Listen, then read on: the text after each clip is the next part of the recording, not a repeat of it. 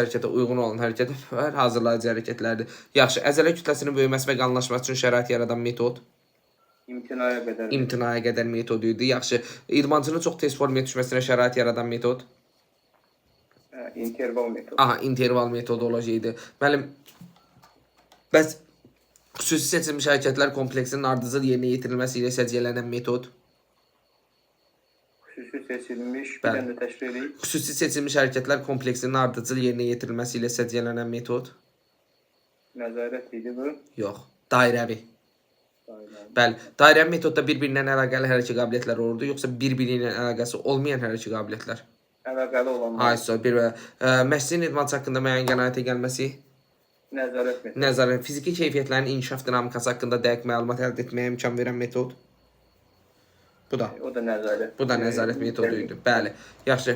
Hərəkətlərin yarış qaydalarına riayət olunmaqla yüksək intensitə yerinə yetirilməsi. Yarış metodu. ASO, bu da olacaqdı yarış metodu. Dərs prosesində intensivlikdir, tempdir, amplitudadır, məqsədə uyğun şəkildə dəyişdirilir və ürək-damar fəaliyyəti üçün çox böyük gərginlik yaradan metod. Dəyişən metodu. ASO dəyişkən metodu idi. Dəyişkən metod hansı hərəkət qabiliyyətlərinin inkişafı üçün ən səciyyəli metod hesab olunurdu? Səhv eləmirsə, bəqədir, seviklik bir də dözümlük. Yox. Çeviklik və dözümlük bəqlə əlaqəsi yoxdur müəllim. Dözümlük, Bəli. Məşq yükü və komponentlərinin dəqiq bir diapozada icra olunması ilə səciyyələnən metod nədir? Hə, dəqiq bir diapazonda. Aha. Şeydir də belə rəvan təkrar Dəqiq bir diapoza varsa intervaldır müəllim.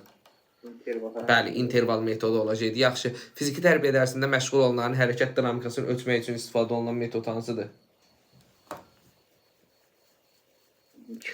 Fiziki tərbiyə dərsində məşğul olunanların hərəkət dinamikasını ölçmək üçün istifadə olunan xronometriya.